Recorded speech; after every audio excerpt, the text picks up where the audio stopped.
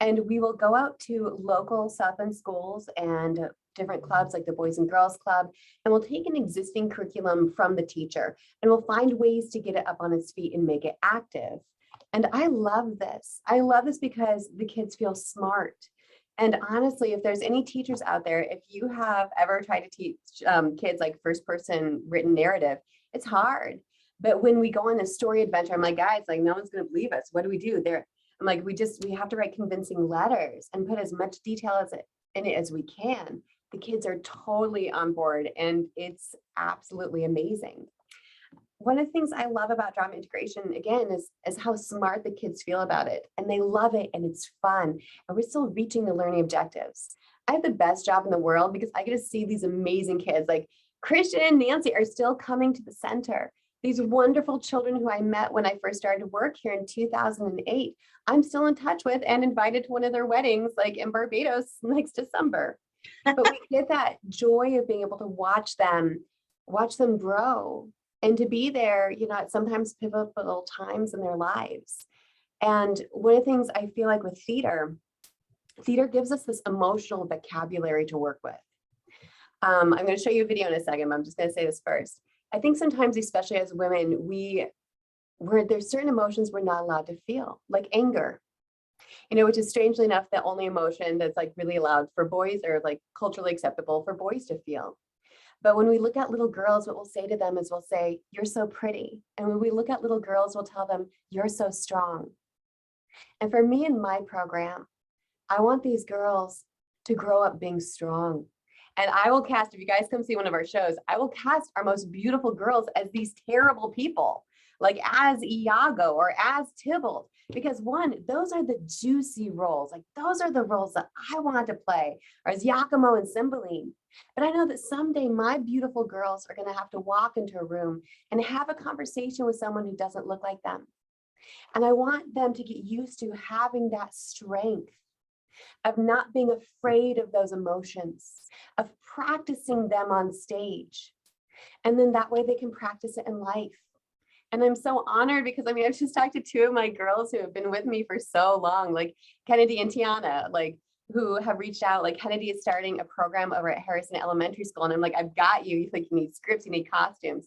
Tiana just got cast in the Notre Dame Shakespeare Festival's Romeo and Juliet and All's Well That Ends Well. And these are girls who have watched grow up and struggle with certain things. But again, the emotional vocabulary that they received through this is amazing. And you know, I'm a woman who was raised by a strong woman. My mom is actually on this call from Alaska. Hi, Mom. She's in the Pioneer Schoolhouse in Anchorage, Alaska, which these women came together like in Alaska in the 1920s when it was cold and just mud in the summer to build it. So I'm really honored to be here today. Thank you. And I want to share this video with you of when we went to England, which was honestly a dream come true.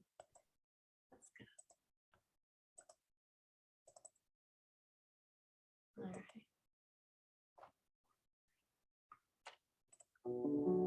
The kids in our ensemble are from incredibly diverse backgrounds. We have kids who are at risk. We have kids who are the children of Notre Dame professors. But all the things that could divide them disappear when they step on stage. Caesar's ambition, which swelled so much that it stretched the sides of the earth. Kristen Burgess is the founder of the Robinson Shakespeare Company, a theater group at the University of Notre Dame's Robinson Community Learning Center that serves children from all parts of the South Bend community. It's kind of hard to think about a 15-year-old, Black girl from the Midwest connecting with a 16th century Elizabethan bard. But love, sadness, grieving, death, murder, they happen every day. About some half-hour hence, pray you speak with me. For this time leave me, you shall at least go see my lord aboard. I had a lot of struggles with like depression and stuff.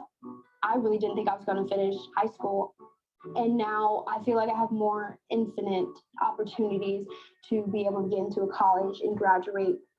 In the summer of 2017, the Shakespeare Birthplace Trust invited the Robinson Shakespeare Company to England to perform at Shakespeare's home and walk in his footsteps. At Notre Dame, we're committed not only to teaching Shakespeare, but also to use Shakespeare to transform people's lives. Shakespeare's more than just a book on a shelf. His work endures because he gives us a way to learn how to live. You've not heard you say, love's reason without reason. For many of these kids, there's not a safe place in their lives for them to step out and take risks and be vulnerable. Through Shakespeare, they're able to do just that and turn it into something beautiful. The University of Notre Dame asks, what would you fight for? Fighting for Shakespeare for all. We are the Fighting Irish.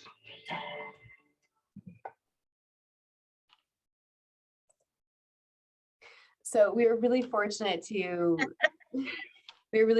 have that. Oh shoot! Sorry. I don't know why this is. YouTube is still going on my page. So we're really fortunate to have people document our trip and to have that. I tell you what, my favorite part, it's gonna sound crazy. I mean, we were able to go onto the Globe stage and have a workshop with Lynn McDonald, which was amazing. You know, she's in her 70s. She like smells like lavender and cusses like a pirate, and we adored her. But she's worked with every single person who's been on the Globe stage, like Mark Rylance, like people who've won Oscars, like Emmys, Tonys, and it was just incredible. And then we were also the first people to perform in the Great Gardens at the Shakespeare Birthplace Trust. So our poster of our beautiful children, who, if you can see it in the background, it's in the Shakespeare archive vaults. And so for hundreds of years, you know, those kids will be able, and their kids and their grandkids will be able to go see it. But my favorite moment of that whole trip was when we had an archive session where they were pulling out, you know, old posters and the first like time that they had like maybe done Cymbeline in America.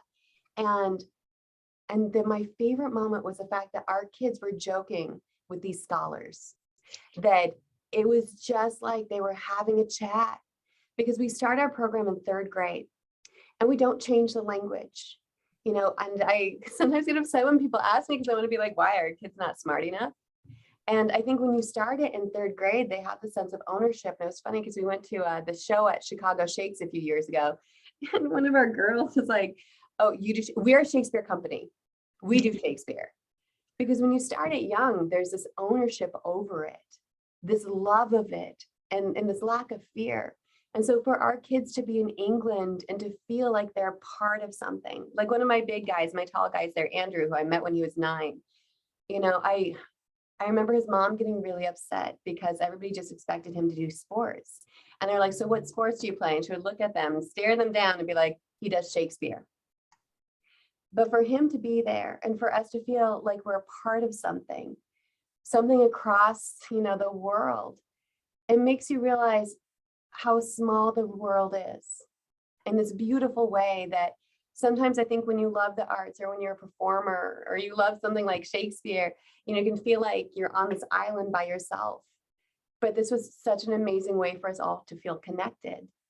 And I love the fact that here, like you can ask any of the kids in 1st or 2nd grade, because I think honestly, like all of the kids who attend the center like are in Shakespeare, they're of age, they really are. But my 3rd graders on the first day of Shakespeare are so good. They're sitting there and they're almost quivering with excitement because they walk past the window. They've seen their older brothers and sisters do it, and they are ready for Shakespeare. So I think that's probably, it's 12:31. I think we're probably ready for some questions.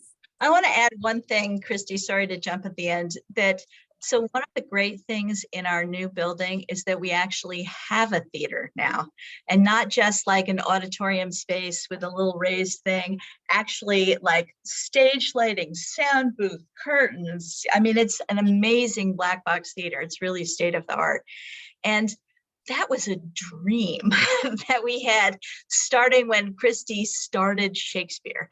So there were kids who were, you know, 8 or something way back then, and we just kind of dreamed about this theater, and it actually happened. So to see the kids that were around from those early days come into the building and see the theater when we got it, I mean, some of them burst into tears. I don't think there's one student who's walked in who hasn't teared up. I mean, I'm thinking about like all of them. And of course, Christy burst into tears when she walked into the theater. It's a dream come true. Like to think about, gosh, how many times do we have to pick up lettuce off that multi-purpose room floor, you know, and to walk in, you know, God, what a joy to like see something that you've dreamed about come true. And one of the things that my mom always told me was ask for what you want.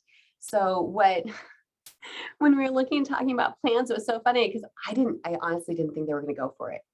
I like swear hand to God. And so I just was like, well, they're like, what do you need? I'm like, obviously we need a black box theater here. Like, and then I saw on the plans and I was like, be cool, Burgess, don't mess this up. No, it was So beautiful. Yeah, I think so beautiful. I think there's been a lot of times where, it hasn't always come quickly, but we have, demonstrated to kids that sometimes, you can dream things and you can dream big and they actually happen. So Sometimes I just had this conversation with one of my girls last night where I told her, I was like, she was talking about possibly being an artist. I was like, do it for you. You're going to have all these people who are going to tell you different things, but if this is what you want, you're going to find a way.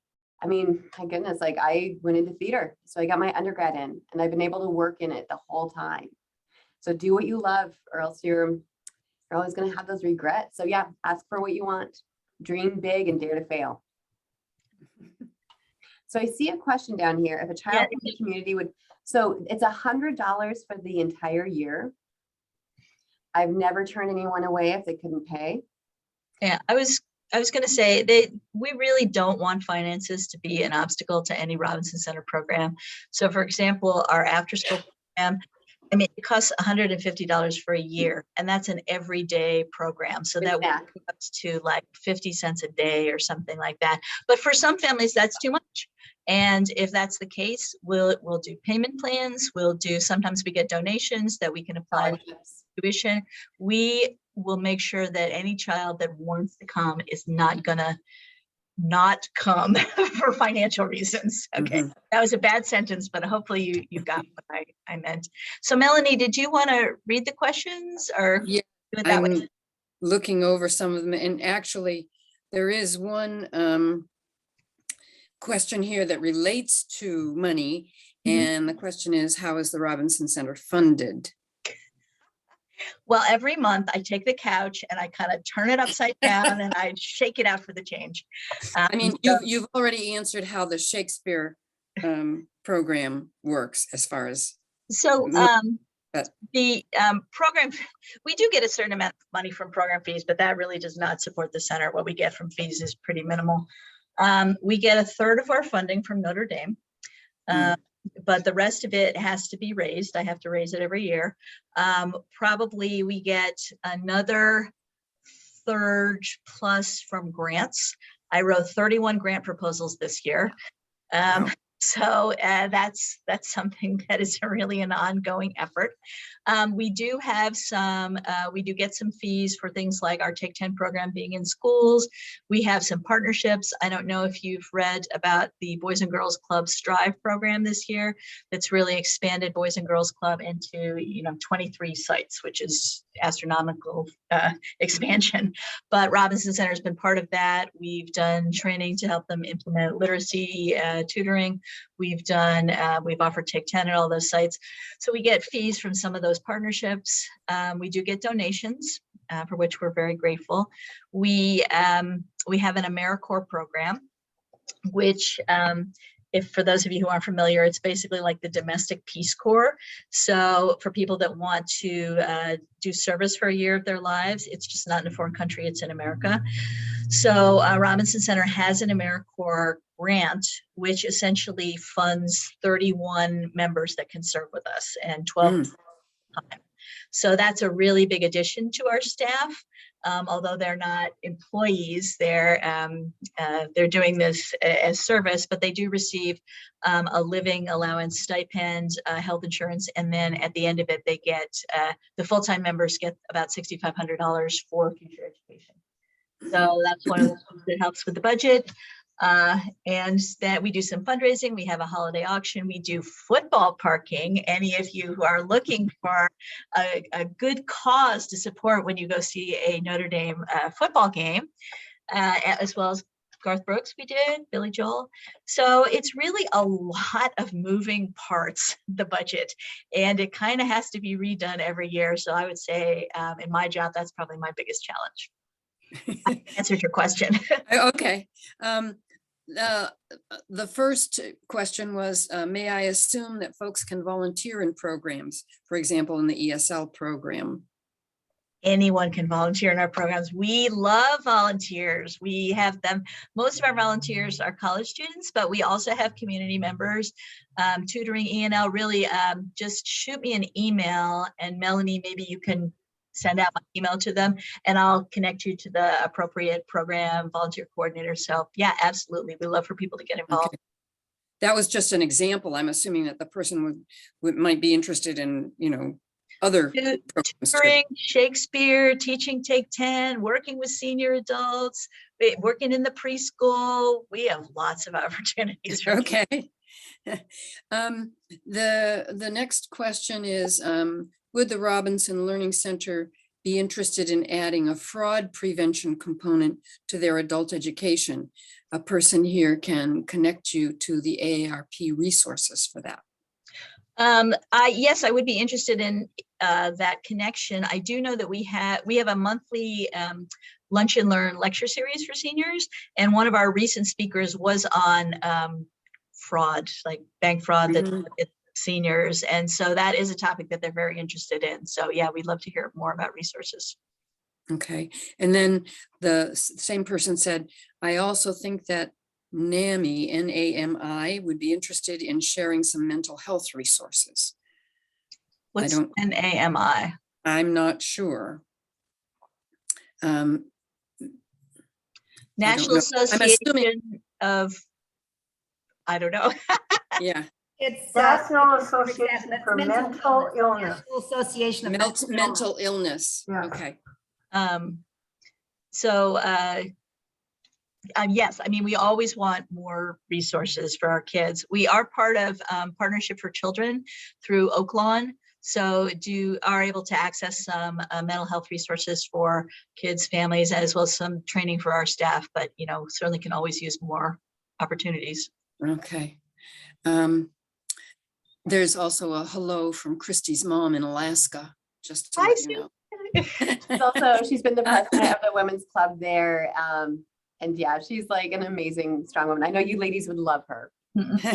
Well, I think that's one of the things that we've really gotten. And gentlemen. Yes. That we've realized is, since we've been on Zoom, that people can attend these Lunch with the Leagues from anywhere. So, and she can come back. Yes. Yes. The second Friday of every month. Okay, there's a question here for Jen. Who is your favorite? Right. Is that Andy Castelny? Yes, it is. Okay, what was your the question? favorite staff member? Favorite staff member. Oh, what a hard question. Yes, our assistant manager, Andy Castelny, is also on this call. And so, of course, we love him the best. Okay. Well, I mean, except that, Christy and I love each other the most, but it's really true. Like I mean, we're really lucky to work here, and it's a true team. We support each other, we help each other. I mean, I work with very staff. Okay. Was it, I don't know who Susan Jensen put in. Mom. Hi, Mom. Your mom. Yes. Okay. Mom. The dream big and dare to fail. I said that's a quote by the adventurer Norman Bond, who I believe climbed a mountain in Antarctica for his 85th birthday. He's an amazing man. If you guys have a chance to read that book, but mom, like, calm it down, Mom. Okay. And then there are thank yous for your wonderful work. I don't see any other questions right now. So is there anything else you would like to add? Or is there anyone else with a question they'd like to ask? I have some more time. Christy, do you want to show that other video we were looking at? We can definitely show that other video, but one of the things I want to talk about is the importance of the arts, where right now school is so testing based that this is the focus, and where students feel smart, is through tests, which I think is just so scary, because we're missing out on generations of diverse voices because they don't have access to arts, because the arts are right now a privilege and not a right. Where what is the first thing that we cut in school? It's the arts, because they're seen as extra. But when we look back at past civilizations, that is what we see. We're never going to look back and say, here was this amazing standardized test. No one is ever going to walk out and be like, wow, that standardized test was great.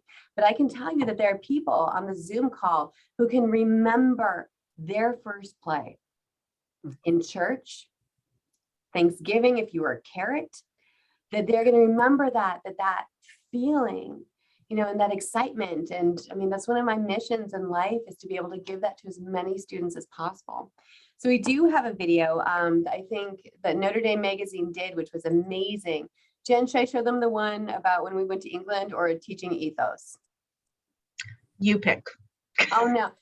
All right, somebody give me some input. England, or do you want more information about the company?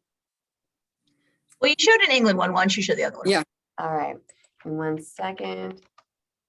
And I'm just gonna tell you guys, like, I'm an intense teacher because I believe in what I do. And I mean, you'll hear it in here. Like, I love these kids, and it's such an honor to teach them that sometimes, you know, everybody, like they've looked at like student success, about here are these indicators of student success.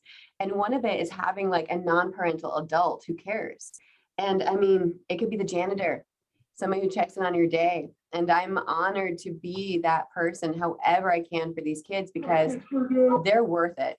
I mean, if you guys come in and you see them, they're just incredible. All right, let me share this.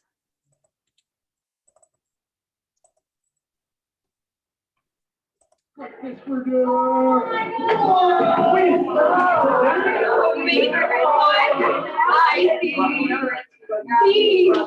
is very merry and extraordinary. When we look at Shakespeare, I mean, I always joke, but I mean it. It's not just about Shakespeare, and it's about the things that go along with it, about working in an ensemble, about, you know, self-confidence, self-esteem, the ability to speak publicly. I care not for you. Not about your tangent. I care not for you. Because it's not I care not for you. I care not for you. Okay. You know you like tuffies, right? And you like rainbows, and you like sprinkles on your cupcakes. You know what you don't like? That guy. Let me hear it. I care not for you. Am so near a black tear. Shakespeare challenges us to say, where's that dark part of you, but where's that light in you? Where are your choices going to be made? You know, who are you going to be? And I think, so Shakespeare for me is definitely a challenge to be better and to aim for that great goodness that is inherently in all of us. For me, my ransom is death. On either side, I come to spend my breath. When we first started that summer of 2008, it was so hard. I had no money. I had just moved down here from Alaska. I mean, I couldn't even afford to buy a car. I mean, what a time to move to South Bend. In 2008, just randomly, I ended up finding the Robinson Center and meeting Valshana, and serendipitously, like, I started to work here. So, I mean, working with these kids, I said, we can do Shakespeare with these kids. We can do Shakespeare with these kids. They are smart, and they are funny, and they are brilliant. Why not them? I'm a figure to a table to the bed and win the ring by her and my adultery. And win the ring by her is my adultery. I think that Shakespeare is enough. We don't have to apologize. We don't have to change the language. It's enough to tell the story, tell a good story. I love being on stage, and I love doing comic reliefs, because I love being on stage and hearing people laugh. That just brings me so much joy.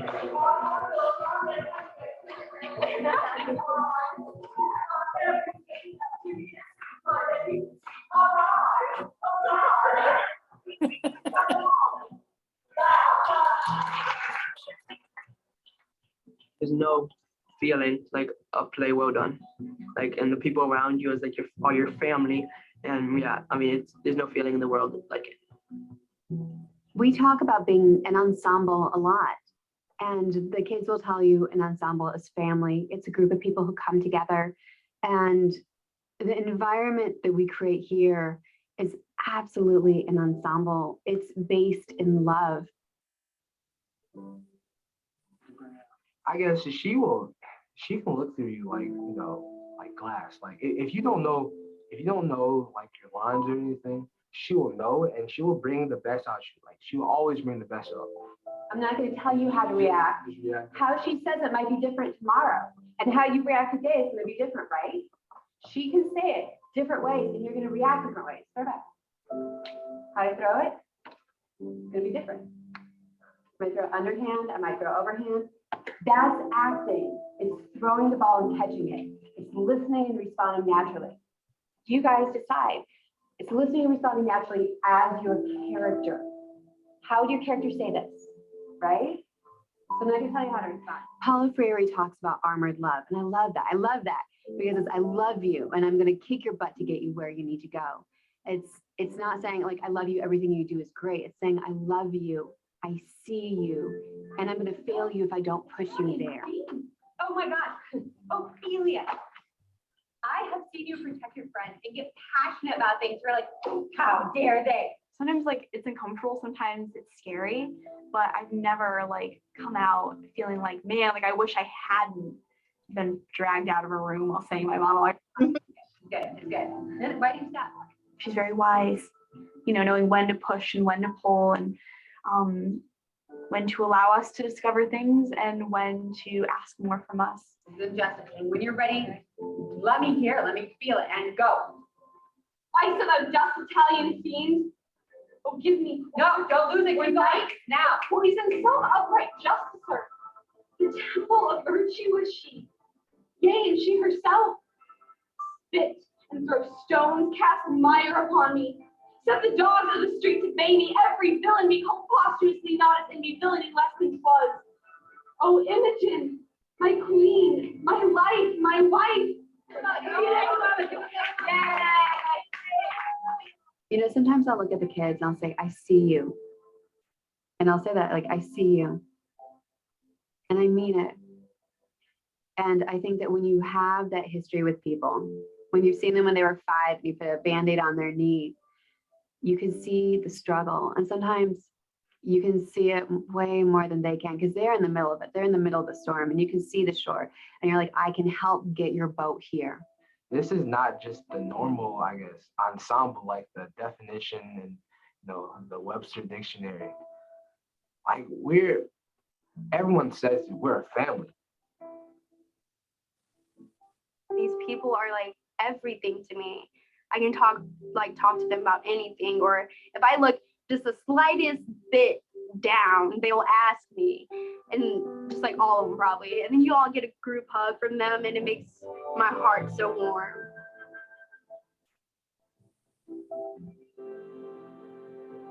We are gonna go out there. Most people have never heard these words we're gonna say right now, and we will be the first people to say them. We're gonna tell an amazing story.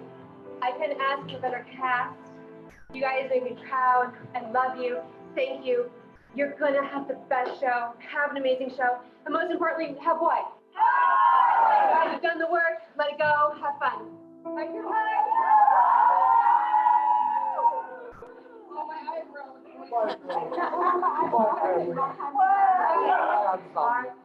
5 minutes to play.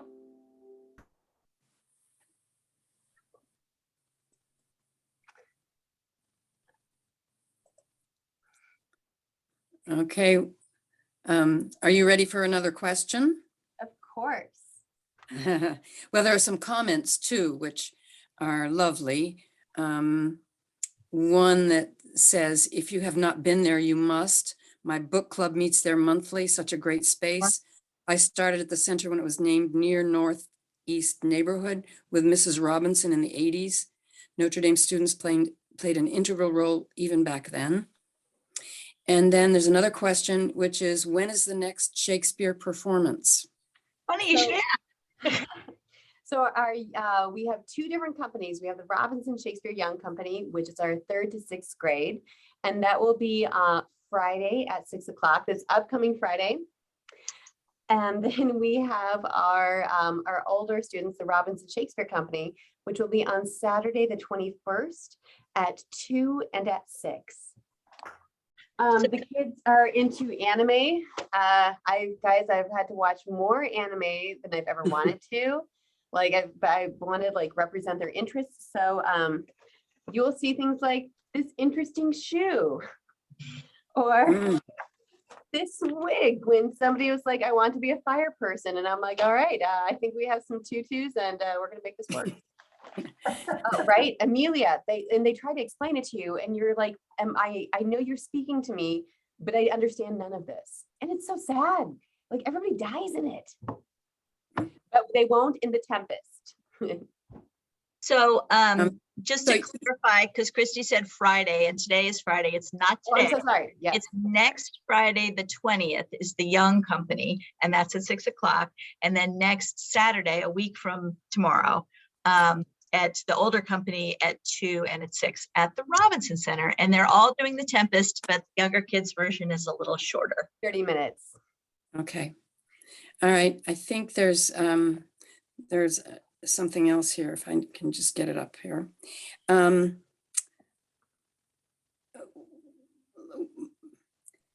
A person says, my oldest is into anime, so I understand. And then there's another one. Is there a start time to begin the Young Shakespeare program? With a grade, we start in 3rd grade. It's just honestly the sweet spot, because in 2nd grade, they're still struggling with reading, but in 3rd grade, they've got it and they're ready. And for me, like I have to tell you, like, it is not important that people come in speaking English or being great readers. Let me just get this picture. So for instance, gosh, what was this, Jen? Like, when did the LHAG start to come? Oh, well, how old is Ala now? So, freshman? Okay. Ala came here when she was about 9 and then turned 10.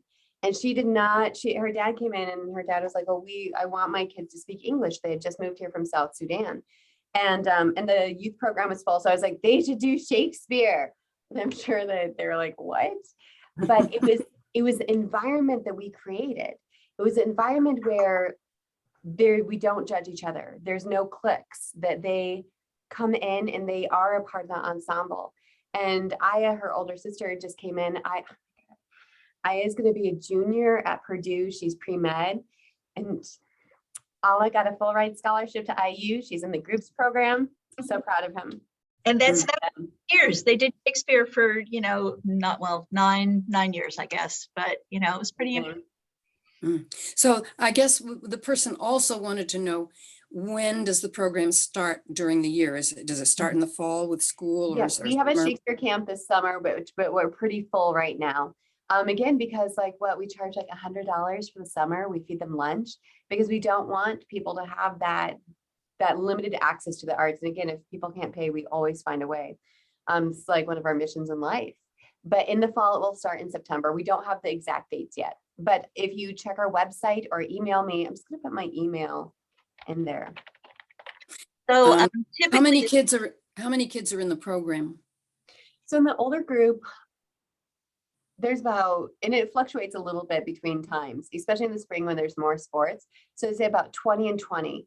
We don't, and I teach, it's not one of those things where I think one of the reasons why the program is effective is because I'm really consistent, which if anybody's a teacher, you know how important that is. So it's not like there's like multiple classes. We are all together in this really great way. So there's actually sort of 2 entry points. Or actually 3 really. So you could sign a child up in the fall. It typically would start like the week or the 2nd week after Labor Day. And then, you could continue with that the whole school year. But we also will take new kids in for spring semester. So like starting in January. And then not every child can continue for the summer. So sometimes we have some spots in the summer for the summer program as well.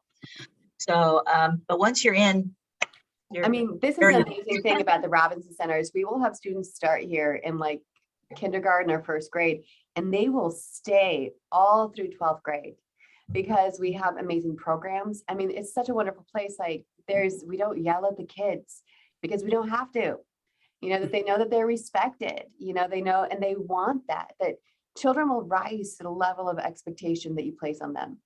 And I have to tell you, I honestly believe that we are raising future world leaders here. And that's how we treat them. And they like it. And they stay. So sometimes it's a little tricky to get in because they will be here for the whole time. Like their siblings will come because it's a really wonderful program. And you're not talking just about the Shakespeare program. You're I'm talking about talking about all the programs. Programs. Right, right. That's what I thought. So if anybody's interested in enrolling a child in programs in the fall, start looking at our website in August. We'll have online registration. We do always give priority to kids that are already in the program because we want to have consistency over time, and then family members of those children. And then we do have a priority for the neighborhood that we were set up to serve, but then we also have kids from other areas of the city too, so. Okay, is there anything else that anybody has that you would like to add, or any other questions? There've been some very good questions here. I'm looking again to just check. Thank you for all of the work that you do. Thank you for being consistent. Thank you for being a champion. Because I know that there has been roadblocks, but I just want to say thank you, League of Women Voters. And I definitely want to get involved somehow, because I mean, that sounds absolutely amazing. And you are just putting out good into the world. So thank you so much. Oh, thank you. I want to add just one more thing. So we moved into our new building the summer of 2020 at the absolute height of the pandemic. And then for the next, up till now, but really that first year, we had so many restrictions on us in order to keep offering programs, which we did. So we were still able to serve kids, but we weren't able, we had to have limits on our volunteers. We had to have limits on other people that could come into the building. So as a result, I feel like, people sort of got out of the habit of just kind of stopping into the Robinson Center. So I want to let people know we're open now. So if you haven't seen the center and you would just like to come in and get a tour or say hi, the community is welcome. So I just kind of want to put that out there. Okay, could I ask one more thing? You said that like the Shakespeare program is $100 per child, is that it? Or is it $100 for a child for the Robinson Center? We have all kinds of different plans. So if there's a child that's doing after school tutoring and Shakespeare, those would be separate fees. But again, we work with families so that they can do what they can afford. I think it's $150 for the after school program. I actually would have to look it up. So, but that's every day starting right after Labor Day and going to the end of public school. And again, we have never turned anybody away due to finances. Okay. Christy, you could join the League of Women Voters along with Andy. We're gonna have buttons made. We have a button maker here. We're gonna make buttons. I like it. Christy's much more of a value add in this scenario, so all right on her coattails. No, Andy is honestly the best. He's an amazing, amazing person. Okay, if there isn't anything else, I think we're about at our ending time. I'd like to thank both of you, Jennifer and Christy, for inviting us and for talking to us today. I think you'll probably have some people stopping by. You'll probably have visitors as a result of this, I would guess. And we really appreciate your work in the community and your willingness to come and speak to us today. So anyone else who would like to join the League of Women Voters can go to our website and join there. League of Women, what is it? League of Women Voters? South Bend area. Of the South Bend area .org, right? Yes. Yes. Okay. Thank you very much. And we'll see you again. Thank you so much. Okay, we'll see you again next month in June, on the second Friday of June. Okay? All right, take care. Bye, everybody. Thank you.